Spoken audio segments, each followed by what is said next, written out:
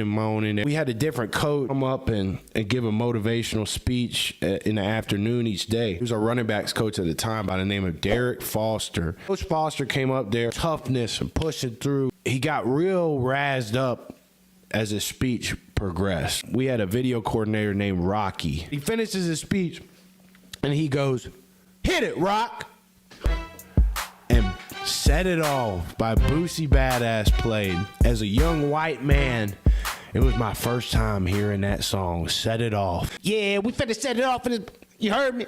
I'm finna put you in the trash bag. Tired of all these knowing me right now, for real. You wanna talk shit? You wanna run your mouth? You want some gangster strut your mother in the house? We'll set this job. Yeah. And that was my first time hearing Set It Off. At Samford University, it was the third or fourth week of camp. We were about where teams are right now. Right before the season, everybody's pissing and moaning. We had a different coach come up and give a motivational speech in the afternoon each day. He was our running backs coach at the time by the name of Derek Foster. Coach Foster came up there, toughness and pushing through. He got real razzed up as his speech progressed. We had a video coordinator named Rock. Oh, shit. Oh, shit. Yeah.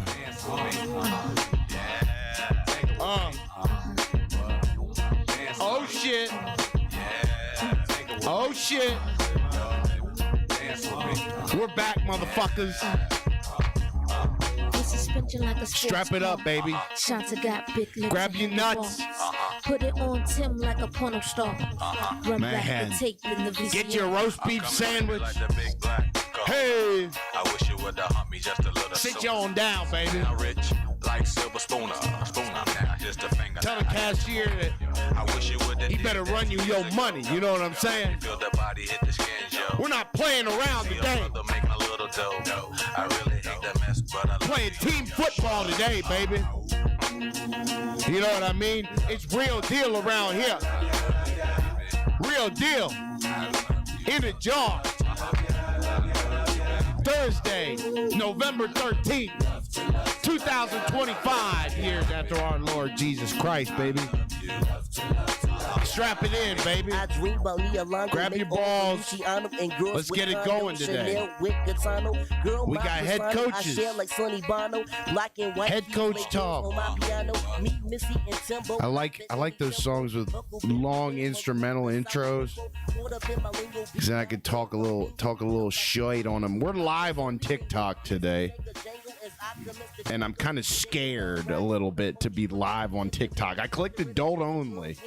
Okay, we provide colorful football analysis on this show, but sometimes I'll talk about stabbing a motherfucker. You know what I'm saying? So, man, I've been working hard on this goddamn TikTok account. I take a risk today. We go adult only on the TikTok stream, and if you're in here on TikTok, welcome to the inaugural In the Jar TikTok stream. We'll see if we keep it on there, because I've seen some stuff happen on TikTok.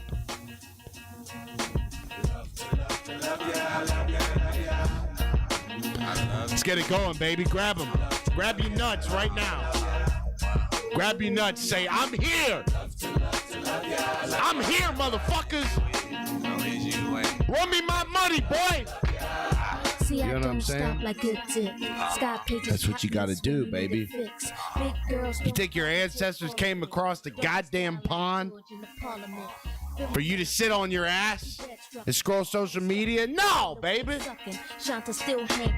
No, they want you to get out and rob somebody. You know what I'm saying? I don't actually mean that. I'm really starting to fear being live on TikTok. I feel like I'm gonna say more wild shit because, Anyway, welcome back to In the Jar, baby. We're friendly face ain't far. Now, we used to have a cigar, but now we're just a retard. You know what I'm saying? Golly. I really hope I got to keep this account safe. On TikTok, whatever. Shout out to my TikTok viewers today. We got Brian Kelly in a dispute, in a court battle with LSU right now. We got some rumors about meetings going on around the LSU head coaching job. We got a lot of other rumors in the college football coaching carousel, a lot of potentially stable college coaching situations jumbled up by the thought, the idea, the aspiration of some coaches leaving their stable college head coaching jobs for an NFL gig. We've seen 2 firings in the NFL so far. We're bound to see a few more. I think Kevin Stefanski is spending his last season in Cleveland. A lot of questions about Joe Brady, the offensive coordinator down there in Buffalo. Maybe his time coming to an end in Buffalo. Where does Brian Dable fit into all of this? The recently fired former New York Giants head coach, Brian Dable. Where does he fit into all of this? You got a Penn State job open. You got a Florida job open. You got an LSU job open that nobody wants to touch with a 10-foot pole until this court case gets settled out. Let's talk about the Brian Kelly court case real fast. And then we'll get into some A.J. Brown drama with the Eagles. A.J. Brown's unhappy. He goes on a Twitch stream. He says, drop me. If I'm on your fantasy team, drop me. So we'll get into the brass tacks of that. I'm scrolling down my outline here, making sure I'm not missing anything. College football rankings breakdown. I know we broke it down yesterday. I got some more thoughts on it, so we'll get into that today. Patriots-Jets going on tonight here in about 2 hours. We'll preview that game. I have some thoughts. Let me tell you, I got some thoughts on it that might be a little different. Michael Penix Jr. under a little Falcons controversy. I haven't heard about this until I watched a few shows this morning. We'll get into all that. Lamar Jackson, rated most overrated QB by Bleacher Report. We'll get into that as well. And much more. Baylor Athletic Director Mack Rhodes, the former, until this morning, head of the College Football Playoff Committee, resigned as AD at Baylor and therefore resigns his title as the College Football Playoff Committee chair. So let's start with Brian Kelly at LSU. It has been rumored, I heard this on a show with a guy that has got some good sources, that a fellow named Trace Armstrong had a Zoom meeting with LSU yesterday. This is confirmed by good sources. Who is Trace Armstrong? He's Lincoln Riley's de facto agent. The head coach of the USC Trojans, Lincoln Riley, seems to be spending his last year in LA. Now, will this stick? I don't think that Lincoln Riley is head coach material. There are a lot of guys in coaching, not just the college game, but the pro game, that belong as coordinators. Okay? Guys like Mike McDaniel, I believe, would be better suited as a coordinator. Guys like Brian Dable, guys like Aaron Glenn, Kevin Stefanski, Lincoln Riley, Josh McDaniel, better suited as a coordinator than a head coach. Lincoln Riley seems to be one of those guys. Now, I don't think any sane coach that's in the job market right now would touch this LSU job with a 10-foot pole until the court proceedings are handled. What are the specifics of the court proceedings at this juncture? Brian Kelly filed a lawsuit against LSU for his full $54 million buyout. LSU is claiming grounds for cause of his firing exist. Look, here's what's going to happen. Brian Kelly, he's probably got some money in his pocket to spend on some pretty good lawyers, but he's not going to be able to go toe-to-toe with the lawyers that LSU will be able to pull together. My prediction for what happens in this court case between Brian Kelly and LSU is very simple. I think they'll come to a compromise, high 20s, low 30s. That's what was reported in the days following Brian Kelly's firing, and I think that is what is going to happen in the end. Obviously, raising a little bit of hell, trying to milk it for whatever he can, as he should. I'd be pretty pissed if in my contract it was stated I got $54 million if I got fired, and then the people who wrote the contract come back and say, well, we're going to give you 28. Well, we're going to give you 33. I'm missing out on $20 million bucks. That's can you imagine if somebody said, oh, we're going to give you $20 million less than what we originally told you? It's $20 million. Can you imagine passing $20 million down generation to generation? If you invest that money, you get a measly 4% average annual return. How much that money would grow over 20 years, 50 years. I'd be pissed about it too. I'd be raising hell if I was Brian Kelly as well. And he's got no skin in the game anymore. It's not his problem whether the LSU football program is in good standing with the courts. It's not his problem anymore. He's got to get his bag. He's got to go stab a motherfucker for his cheddar. And so that's what he's doing. But I believe that LSU will come out the victor in this case. They will not have to pay him the full $54 million. That's just my take. But again, when we mentioned this, the real problem with this court case is that no sane coach is going to touch this LSU job with a 50-foot pole until they figure this out. You're not going to host people at your house if the house is a mess. Nobody's going to want to be there. You're not going to want people there when your house is a mess. So why would LSU hire a head coach while they're handling all this court stuff? LSU is already talking to people, and they talked to Trace Armstrong, who's Lincoln Riley's money guy. Lincoln Riley, the head coach over at USC, don't think his stock is too high, and I think the fact that he's willing to talk to LSU or willing to send his representation to go talk to LSU shows you that Lincoln Riley's not too confident, in my opinion, in being the head coach at USC much longer. Now, USC's got a challenging gambit, and we'll talk about this later in the show, but I'll kind of tease it for you.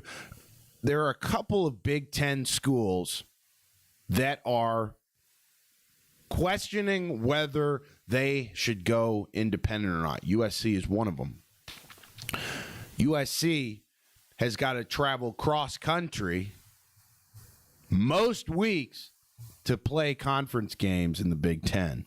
They've got their equipment guys. Think about this. Look, right, the team, they're on a plane. They're fine, right? I remember back in my days as a Sanford Bulldog, a little FCS program, we'd have to drive 9 hours to Lexington, Virginia from Birmingham because we didn't have the bankroll. But these big programs, they've obviously got the bankroll to fly their team and their coaches, but what about the equipment guys? The equipment guys got to make the drive now. They got to drive from Southern California to New Jersey if they're playing Rutgers on the road in a Big Ten conference game. And they got to do that in a couple of days. Let me tell you, I drove one time from Lexington, Kentucky to Phoenix, Arizona when I moved out here. It was a 28-hour drive. I would never wish that trip on my worst enemy. And programs like USC in the Big Ten, which has a lot of East Coast teams, are doing this week in and week out. It's not sustainable for USC to be in the Big Ten anymore. And so we'll talk about USC potentially going independent along with one other Big Ten school is talking about this. These are all rumors. Now, with the stuff that's gone on at LSU in the last couple of weeks, it's become such a disaster. It's become such a soap opera with the governor chiming in 2 weeks ago, and now this court case. This was a respectable, highly sought-after job not 3 weeks ago or whenever Brian Kelly got fired. In the days that followed, pandemonium started. They don't have an AD right now. It is a disaster, and it's one of the premier college football programs in the land, and you don't have any sane coaching candidate other than Lincoln Riley's representation even touching the thought of this LSU head coaching job with a 10-foot pole. I think it speaks to Lincoln Riley's stock as a head coaching candidate that he's having his people already talking to LSU. He's thinking he could get a fast one in there, try and hit while the price is low on this LSU job, because I think Lincoln Riley knows that his stock as a head coach is pretty low. He probably belongs as an offensive coordinator somewhere. Let's just be as real as we can on this show here on November 13th, 2025, right? So, secondary coaching news here. Eli Drinkwitz being targeted by other schools. I'm looking at Eli Drinkwitz out of Missouri for that Penn State job that's open. Matt Rule was the number one candidate for that Penn State job. Signs an extension with Nebraska. This was weeks ago. And then yesterday, news came out that Louisville is in talks with extending Jeff Brom, their head coach over there, who's doing a fabulous job with the Louisville Cardinals football program. He was another candidate that was being thrown around for a lot of these big jobs. And I think what you're going to see, at least in the unexpected fashion of head coaching searches, is you're going to see head coaches in college football in stable situations leaving for NFL head coaching jobs. Why would Ryan Day not go and interview for the Cleveland Browns job if that came open, if Stefanski gets fired, like I think he will? Why would Ryan Day not go interview for that for that Cleveland, Ohio Browns head coaching job and try to draft some of his guys from Ohio State like Jeremiah Smith? Why would he not look for a job like that? So I think you're gonna see, at least after the college football season, you're gonna see a lot of head coaching jobs come open that we didn't expect to come open. Stable situations. Lane Kiffin over at Ole Miss, looks like their AD is demanding that he commit now or walk away. And that Lane can't keep stringing them along. That makes total sense. And I don't think Lane Kiffin's going to leave Ole Miss. I really do not. Even if an NFL head coaching job came up for Lane that was attractive, I don't know if Lane Kiffin wasn't scarred by his tenure with the Oakland Raiders back when he was a younger cat. But then again, I'm gonna go. Let me turn my light on here. I just realized I was off. That might help the program a little bit there. But anyways, Lane Kiffin, if the college game was the same as it was 5-10 years ago, I think you say there's no chance Lane Kiffin leaves college football for the NFL. But now that college football is basically becoming NFL junior, and this is really the macro narrative that I just kind of stated with Ryan Day, a lot of these other coaches in otherwise stable situations, why would they not leave college football if an NFL job came open? It's basically the same thing at this point. Why would they not leave? So would Lane Kiffin leave Ole Miss for an NFL head coaching job? I'm not quite sure. It depends, obviously, on how many NFL head coaching jobs come open in the offseason. Right. You got Tennessee and New York already open. There's only been 2 firings in the NFL this year. You're probably going to have Cleveland come open. You might have Miami come open. You might have, I doubt, it seems like just writing on the wall, vibe check, that New York Jets are going to give Aaron Glenn another season to figure this out. But I feel like if they don't have success next year, Aaron Glenn will be gone. So we're looking at 4 job openings right now. I think that Buffalo Bills OC job is going to come open. Brian Dable, probably a prime candidate for that, because he's not going to be a hot head coaching candidate. You're only a hot candidate in coaching if you leave your situation on your own terms. If you don't leave your situation on your own terms, which is the more common outcome for most guys, your stock inevitably is going to go down. Right, so we mentioned Brian Dable, spotted in a Penn State hoodie. Doesn't confirm he's going there, but signals, could he go and take the head coaching job at Penn State? You look at a head coach like Brian Dable, who gets fired from the NFL as a head coach. His stock is obviously low. He did not leave New York on his own terms. Does a guy in his position go and take a powerful college head coaching job? That could be really interesting to see. He spent a lot of time at Alabama under Saban. In college football, like I said, and the NFL are pretty much interchangeable at this point. There's really no difference to me whether you're coaching one or the other. It's really just stature and money. At the end of the day, you head coach in the NFL, you're obviously going to make a bit more cheddar than if you're a head coach in college football, but maybe not always. I mean, head coach in the NFL, yeah, you're definitely going to make more cheddar than any college football head coaching job.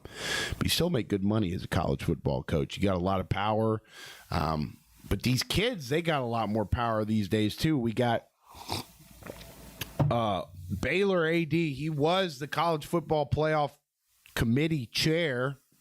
His name's Mack Rhoades, and today he resigned from Baylor as the athletic director and subsequently had to relinquish his title as the chair of the college football playoff committee. If you are on the college football playoff committee, you must be a standing athletic director, according to what I've read, at a FBS institution.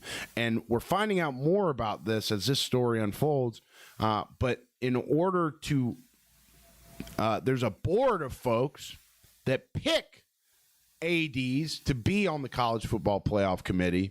And that board is comprised of FBS commissioners, so conference commissioners. So we are shedding more light as to the structure of how our college football playoff is picked. So I'm glad we're getting more clarity on that. But what happened with Mack Rhoades? Why did he resign so abruptly as AD of Baylor? So there's allegations. There was a September football game where Baylor was playing, I can't remember who they were playing, but I believe it was in September. And there is a guy that plays for Baylor. He's an Ole Miss transfer. His name was Michael Trigg, I believe, Trigg. And he was wearing a bright yellow long-sleeved undershirt under his uniform, under his shoulder pads. This was unlike the outfit of any other teammate of his that day. And apparently the then Baylor AD, Mack Rhoades, was not very happy about this gentleman's undershirt choice, his bright yellow undershirt, and he confronted him. Mack Rhoades confronted this player. So the AD confronts a player, a football player, on the sideline, and apparently was physical with him, was cussing at him. He grabbed him by the shirt or by the jersey or whatever and said, "Why the fuck are you wearing that?" Or something. And a lot of coaches didn't take very kindly to it on Baylor's staff. They confronted the AD, and apparently it's been downhill ever since. My outline has some other details on it. It says Baylor had horrible sexual assault and misconduct issues under Art Briles. I remember that name. R-word cases, assault case. So people saying R-E-T-A-R-D, retard. Assault cases on campus, Art Briles, ended up in high school coaching, it says here, and now Rhodes is stepping down. This suggests serious institutional problems that are continuing. Baylor already had reputation issues. If the AD is stepping down mid-season, the allegations to me must go much deeper than grabbing a football player by the jersey and cussing him out. It must go a lot deeper than that. It's very interesting. And the hot take tangent for that one is, how many more stories are coming out about Baylor? I don't know. Some programs can't get clean no matter who they hire. That's true. So a lot of issues unfolding structurally in college football specifically, it seems. A lot of folks up high at these institutions are probably scrambling, trying to figure out how to run a ship when things have changed so much, so fast in college athletics. And I don't know how you fix it other than getting this in front of Congress and making it a priority. A lot of people didn't like how the governor of Louisiana came out and spoke on the LSU football program, but I liked it because if we can get politicians in states where college football is so important, like Louisiana, then maybe we can get some stuff in front of Congress finally so that we can put guardrails on this thing and protect what we love in college football. It's very important. College football is the cultural, we talked about this. College football is the cultural fabric of some of these towns: Baton Rouge, Louisiana; Tuscaloosa, Alabama; Oxford, Mississippi; Columbia, Missouri; Columbia, South Carolina; Lexington, Kentucky; Gainesville, Florida; Athens, Georgia; Knoxville, Tennessee. College football is the fabric of these towns. And it's to a non-football guy, to a non-gritty football guy, it sounds pretty crazy. But the well-being of your local football program in these towns is really the well-being of the people is dependent on it in that community. Look at Alabama and the success they had with Saban. Look how it benefited the university. Look how it benefited the town of Tuscaloosa. It all stems in these places from the college football program, the athletic program, and therefore the football program. Because let's be real, football is the sport that brings in attention and money in college athletics. Football is the window in the public eye to these universities. It's very important. And if we don't get these issues in front of Congress and make it a priority. Now, I know the opposite of progress is Congress. I feel like Congress is just the throwaway people in society, the guys that nobody really liked other than a few. And they don't have any real talents, so they just go into politics. That's how I see them, at least. But it makes sense why Congress wouldn't be prioritizing college football, because it's important. And if it's important, Congress is not going to make any moves on it, because that's just the system we live in, baby boy. That's all it is. Interesting. Hot take on here, and if you guys are new to the stream, welcome. Make sure you subscribe to the channel. If you're watching on TikTok, follow me. I post daily clips, and on the YouTube, we got Madden streams. TikTok also Madden streams. You can access us on any audio platform, but let's keep the main thing the main thing. If you don't hit that subscribe button, don't let your ass hit the dough on the way out. You know what I'm saying? So bare minimum, like this thing for me. We really appreciate that. And if you don't want to like it, then don't let your ass hit the dough. You know what I'm saying? Lincoln Riley leaving USC for another, basically another version of L.A., Los Angeles to Louisiana. Is that a dumpster fire? Is he actually leaving or just moving chaos? That's a stupid question. Brian Kelly says here, I have this little AI outline I put together. I take content from other shows and I distill it into the AI, and it gives me, if you guys are new to the program, I get hot takes and tangent triggers to talk about on each of these issues that we're covering on the show. And so sometimes I agree with the hot take and there's nothing to say. Sometimes it's just right and you get a nice trigger to a tangent or a hot take, and then other times it's just straight blasphemous and I have to condemn it in the name of Jesus Christ. So that's what we're doing when I say hot takes, tangents.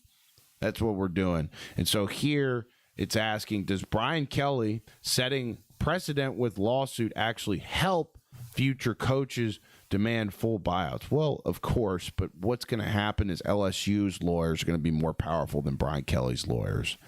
And so LSU is going to get the longer end of this stick, and there's not really going to be much of a precedent left for cases like this, excuse me, because LSU is going to come out on top. Welcome to the chat, IJS66. I'm not going to read that devil number, okay? He asks, what is going on here? My brother, this is a college and professional football show. Daily, live, Monday through Friday, around 6-ish Eastern. We talk about current football happenings and put our own spin on it, or our own schizophrenic spin on things. Make sure you follow if you're watching on TikTok. Make sure you subscribe if you're watching on YouTube. A lot of show promo today. We got to take a second. Got to take a second for station identification, as the old AM talk show radio host would go. Michigan State sanctions, don't care. Uniform controversy. We see these kickers wearing their football pants high up on their thighs, and it looks pretty gay. A lot of people are talking about that. Florida D lineman doing this. It's a uniform issue. Kirk Herbstreit even called it out on a live broadcast saying, what the hell are we wearing? I agree. And I think it's yet another indicator, these high-ass pants. What did IJS say? Oh, my God. Too brutal for a woman. Have fun, boys. Thank you for tuning in. Oh, shit. Sometimes I'll be on Hinge or whatever on these dating apps talking to, trying to pull some kind semblance of a hope for a wife together for myself. And I'll be talking to these women and they'll be like, oh, you have a podcast? What is it? Can you send me the link to your channel? And I'll be like, bitch, you don't want to watch this shit. My audience is 97% male. You know what I'm saying? For a good goddamn reason. But yeah, with the pants, I don't have much more on the damn football pants. These kickers are wearing it up to their thighs. There's no knee pads. You saw a Florida D lineman wearing it as well. It just shows that power has switched over to the hands of the players in a toxic fashion. I'm all about empowering players. I'm all about giving players the tools they need to succeed. I'm all about lifting up players. I'm all about getting players paid, etc., etc. Whoop-de-woo, whoop-de-woo. That's coming from a former player, right? But in college football today, too much power has been given to the players. There's not enough respect for coaches anymore. There's not enough respect for program culture anymore. And I know that's a big buzzword, but it's a very real thing. There's not enough respect anymore, because if a kid faces any hard times, if a kid faces any adversity, if a kid gets chewed out, if he gets cussed out, if he gets his face mask grabbed, if he gets benched, guess what's going to happen if he's a head case? And a lot of these young cats, unfortunately, seem to be head cases. The TikTok brain has leaked into the mainstream. the TikTok brain. I saw a YouTube video today. I need to watch it. I added it to my watch later, but it was talking about what short form content does to the brain, jumbling around from topic to topic in short format. And it's funny, this is the first stream, this is the first podcast we're doing on TikTok, and we're talking about the harms of short form content. But I think it's affecting the brains of young people, and I definitely think the internet has something to do with this culture shift in college football. Now, the players have obviously gotten too much power in their hands, and an indicator of this is that they feel like they can wear their football pants however the hell they want. It's called a uniform for a reason. You're supposed to be on a team. You're supposed to not necessarily blend in with your teammates, but you're not supposed to be wearing something or doing something that makes you stick out as if you're an individual above the rest of the team. That's probably why the AD, former AD at Baylor, Mac Rhodes, got pissed at Michael Trigg that one day when he was wearing that bright yellow undershirt that looked different than everybody else on the team. So you've got players that are making a lot of money. They got clout online. They ball out a Saturday here and there. And all of a sudden, I am bigger than the team. That is the most toxic, cancerous, debilitating attitude that a player can have participating on a football team, bar none. If I am above the team, then I will spread cancer throughout the team, and the team will be diminished, if not completely destroyed, if a leader of a team chooses to operate that way. And I think these pants, these high football pants you see kickers wearing, kicker for Oklahoma, is just a symptom of players having too much power, players maybe not having respect for the culture that their head coaches set forth. It's that simple. It says here on my outline, the problem, players can make 50-plus yard field goals, so they're getting a pass on uniform standards. Coaching staff allowing it is equally guilty, creates unfair advantage because you're untackleable in those areas, and it's a safety issue. This is not football anymore. It's entertainment. Look, football's always been entertainment. Let's call a spade a spade. This game generates so much revenue year in, year out in college and professional because it is entertainment. It's entertaining to see the best athletes in the world compete against each other. It's entertaining to get a finite result at the end of a 2 or 3 hour game. It's entertaining to see a sport like football be a microcosm of life as we know it, except in life, you don't get certain outcomes all the time. You don't get finite outcomes all the time. You don't get a final score all the time. But in football, you do, and that's entertaining. That sense of closure is comforting to us. It's in our nature as humans. So if I'm a defensive coordinator, or if I'm an offense, it was said that a defensive lineman from Florida was wearing his pants real high above the knees as well. If I'm an offensive coordinator, defensive coordinator, and I see a guy on the other side of the ball with his pants up high and no knee pads, am I telling my guys to gun for that? Am I telling my guys to put the top of their hat on that knee and make him pay? Might teach a valuable lesson. That's all I'm going to say. Oh, I'm so invincible. I made a couple tackles last week, so because I'm such a big boy and I make big bucks, I'm going to wear my pants real high because it looks different and I want to stand out. Okay. Don't get mad if somebody buries the crown of their helmet into that unprotected knee, bud. You know what I'm saying? That shit is crazy. That shit is absolutely crazy. And it goes to show that coaches are losing power by the day in college football. There's no question. The pants are a symptom of a bigger problem.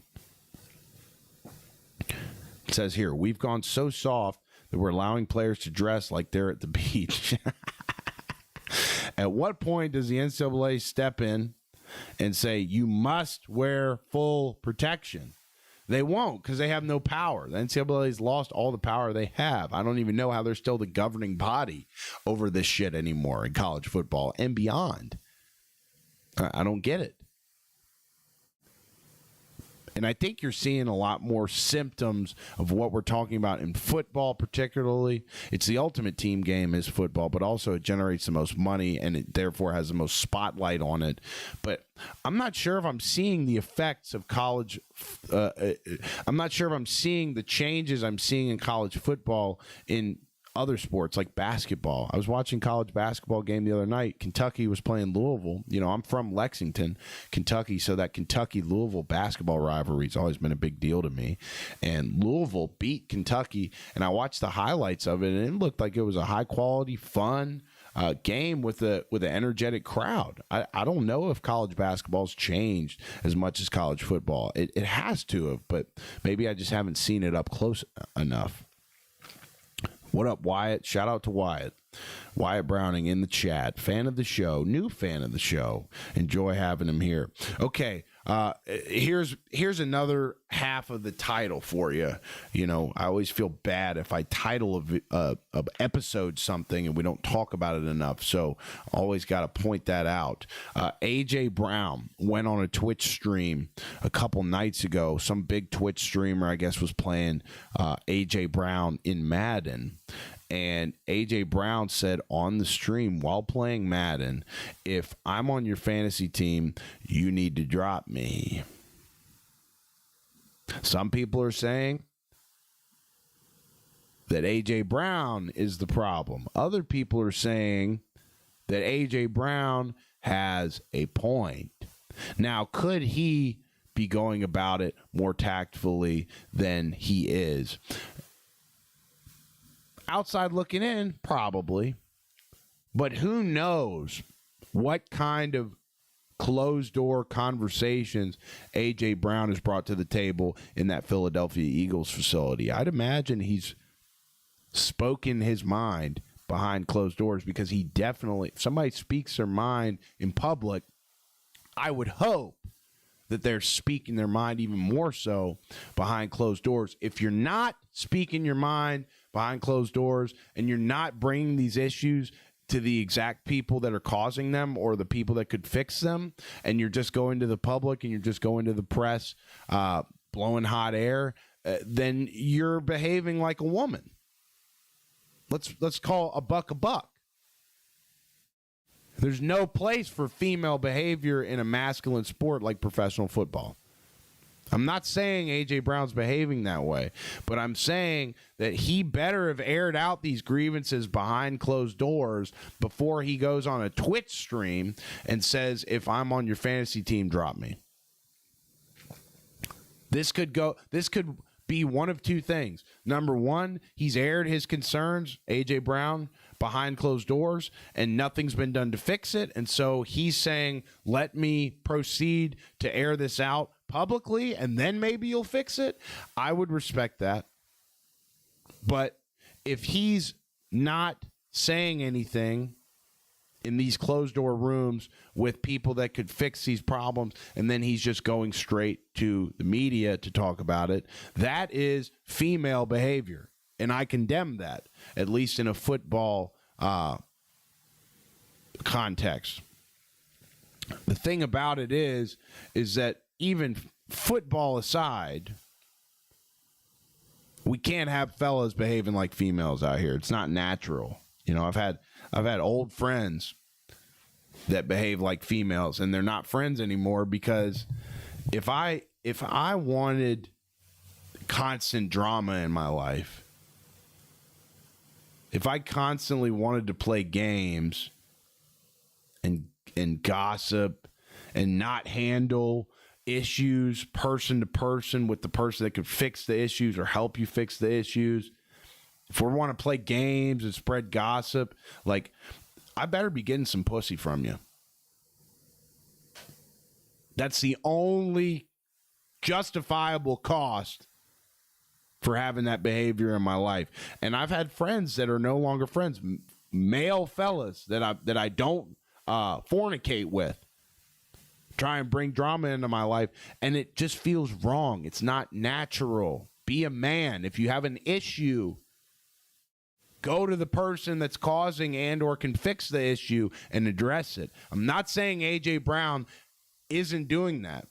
I have no idea if A.J. Brown's doing that, and I never will know for a fact unless something big comes out in the offseason or something, whether A.J. Brown is having these conversations with Eagles management, with Eagles coaching staff or not. I would assume that he is, and they're just not fixing anything. And so he feels like he's got to go and air it out publicly. Wyatt Browning, I remember you, brother. Now, here's where I fall on it. The Eagles had the same personnel last year. They arguably topple a dynasty in Kansas City resoundingly in the Super Bowl. And now you see arguably the most dysfunctional winning organization in football in the Philadelphia Eagles right now. I could see A.J. Brown being frustrated with the state of this offense based on what they were able to do last year and based on the fact that they returned everybody from that team last year. I could see how he'd be frustrated. Look, I don't think Jalen Hurts is good. Let's call it a buck, man. Pray to God he never sees this. Because if I met Jalen Hurts, I'd be like, great to meet you. I don't want to be a little fake little bitch. You know what I'm saying? But look, let's call it a spade a spade. Is Jalen Hurts a top 10 quarterback in the league even? I don't think so. But you have to play devil's advocate and admit that Jalen Hurts has gotten it done in big moments. He does have some semblance of an X factor. That's my positive note about Jalen Hurts. Do I think he can push the ball downfield? No. Do I think he makes the best reads all the time? No. Do I think he covers up inefficiencies in his game with his legs? Yes, but that's part of the game. So maybe that's not a fair jab at Jalen Hurts.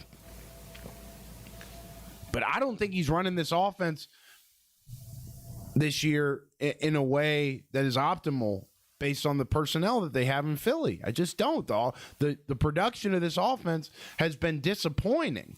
And I don't know if A.J. Brown got invited to some Bible study that Jalen Hurts was having and he didn't go, and now Jalen Hurts is pissed at him and he's not throwing him the ball. But they got to find a way to get their playmakers the ball. I was reading a book over here written by offensive guru Bobby Petrino, interim head coach at Arkansas right now. There's a good juice book that Bobby Petrino wrote about his philosophy, and his philosophy on offense I agree with. It's called, he says that their philosophy offensively is feed the studs. I think that should be a universal offensive philosophy. If you're not feeding your studs, if you're not feeding your best players offensively, if you're not getting them the ball, giving them the chance to make plays to impact the game, what are you doing? Nick Saban talks about this. He talks about when he was coaching in high school years and years ago, and he was offensive coordinator, and the head coach gave him play calling duties, and there was a big play late in the game, and Saban looked to his head coach and said, "What do you think I should call?" And the head coach looked at Saban. This was a young Nick Saban back, I guess, when he was coaching high school kids. And the head coach looks at the young Nick Saban and says, "It doesn't matter what play you call as long as you get it in Jimmy's hands." Or whoever their best playmaker on offense was. A.J. Brown is your best playmaker on offense in Philadelphia. Why not just line him up at a running back and hand it to him? Get him a jet sweep. Get him something. You know? It's like, dude, if you're in a relationship and you're not getting no play from your lady, at least get a little jerk under the table from her or something. You know what I'm saying? Golly, feed him on a jet sweep, hand him the ball, something. You know what I mean? So we address the acting like a female antics and stuff. We're already at 50 minutes. We are humming down the road here. I've got even more, but I'm not sure I'm going to have time. I wanted to do a Madden stream today after the pod, but we might be running too tight on time. College football playoff rankings. We covered that yesterday, so we'll get over the hump there. Look, this Patriots-Jets game going down here in about an hour. It's a big spread, about a 13.5-point spread. New York has the underdog status against New England. Obviously, New England Patriots humming. Who wouldn't have thought that Mike Vrabel was the perfect fit for New England? It certainly wasn't me. You could go back months on this show. You could go back to episodes from March on this show or whenever Mike Vrabel was hired in New England, and you will hear us saying how great of a fit it was. And we, among other folks, have been right about that. But if you look at it from a gambling perspective, I don't condone gambling. In fact, I don't place bets because I think it's a losing game. But it is fun to talk about. It is fun to see how Vegas looks at these contests and how it reflects public sentiment. New York Jets, 13.5-point underdogs. Listen, it's a division game. It's in New England. Jets are struggling, but they have shown life the last couple weeks. Justin Fields was absolutely terrible. It gets more and more embarrassing by the week that Justin Fields hung 500 yards of offense on my Cincinnati Bengals defense. Gets more embarrassing by the week. Travion Henderson's coming on.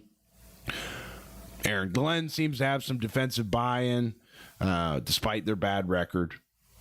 And the Patriots have struggled with second-half offense. That's been a pattern all season. So the Patriots is 13.5-point favorites. I don't know if I had placed a bet, let's say yesterday on this game, I don't know if I could have laid my head down and slept well at night if I had taken the Jets to cover in this game. But my God, have division games been closer than we thought. On Thursday night last week, you had Denver only beat 8-2 Denver, only beat their division peer, the Raiders, by 3 points. I think the spread in that game was like 9 or 9.5.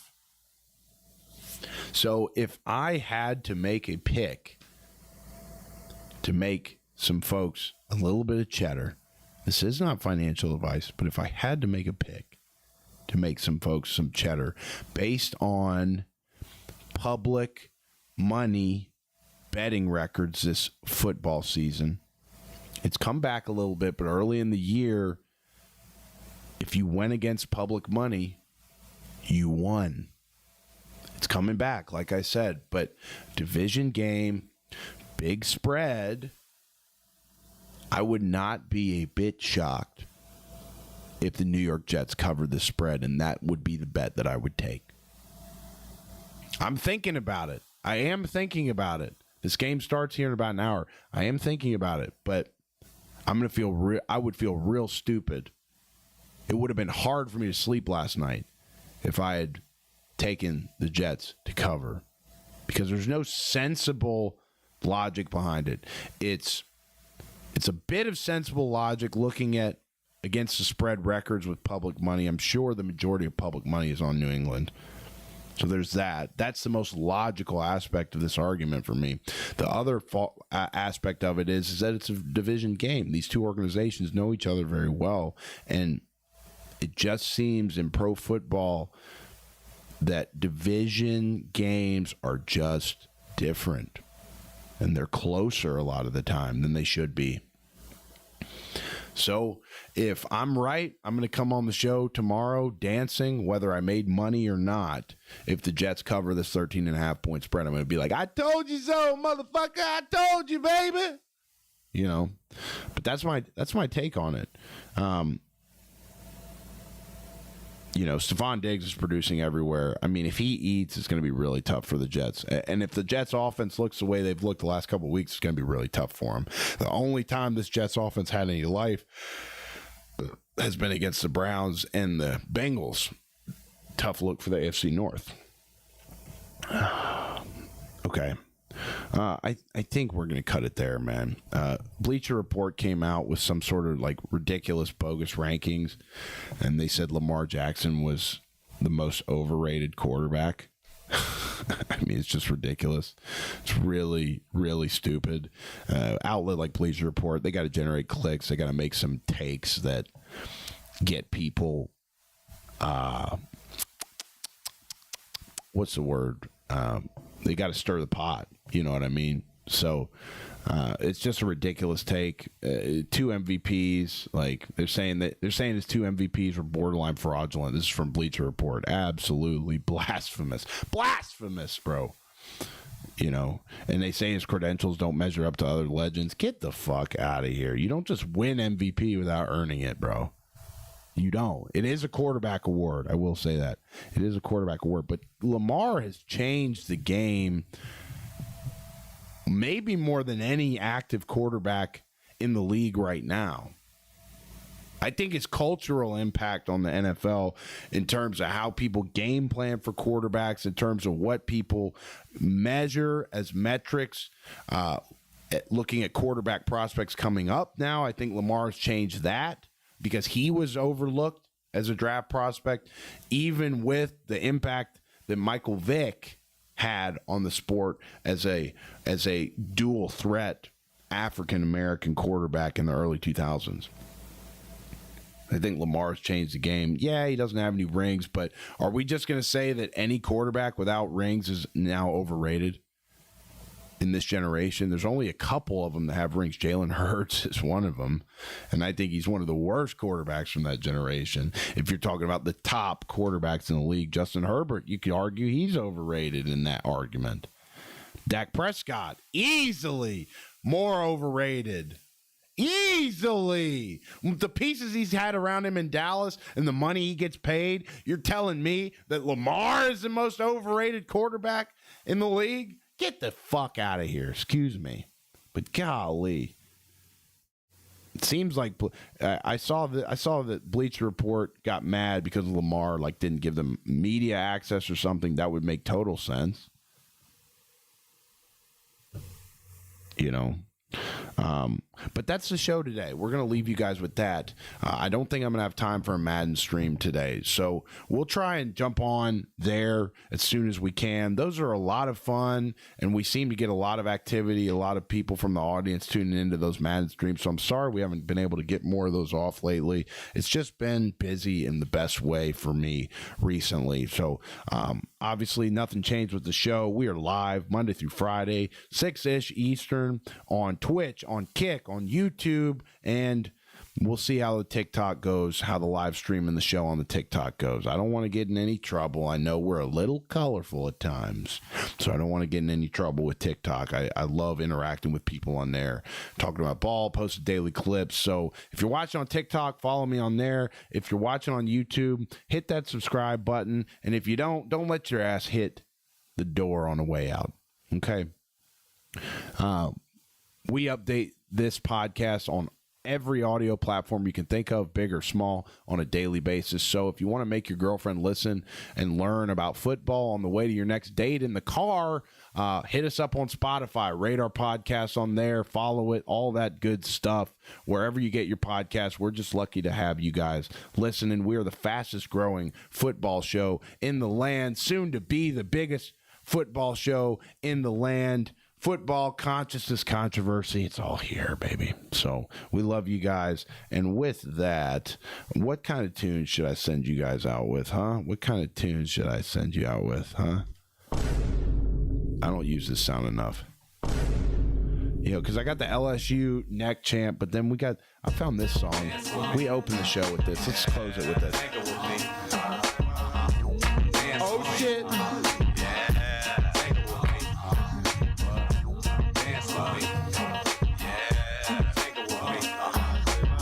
Grab that black set of nuts and let's go get some motherfucking shit, baby. You know what I'm saying? You guys with me? Shots got big lips and handlebar. Put it on Tim like a porno star. Run back the tape in the VCR. I'm coming, baby, With like the big black. I wish you would have humped me just a little sooner. Now rich, like silver spooner. Now just a finger, now I got your moon. Closing I wish you would have did that 2 years ago. Let me feel the body hit the skin. I love this song so much. I found it today. No, last night. All right, I'm actually out for real. I love y'all. Subscribe, motherfucker. Thick thighs, motherfucker. You know what I'm saying? Subscribe, though, for real. We're the fastest growing shit on this planet Earth. Realest show, baby. Realest on planet Earth. I stole that from somebody, but we are the realest. That's just what it is.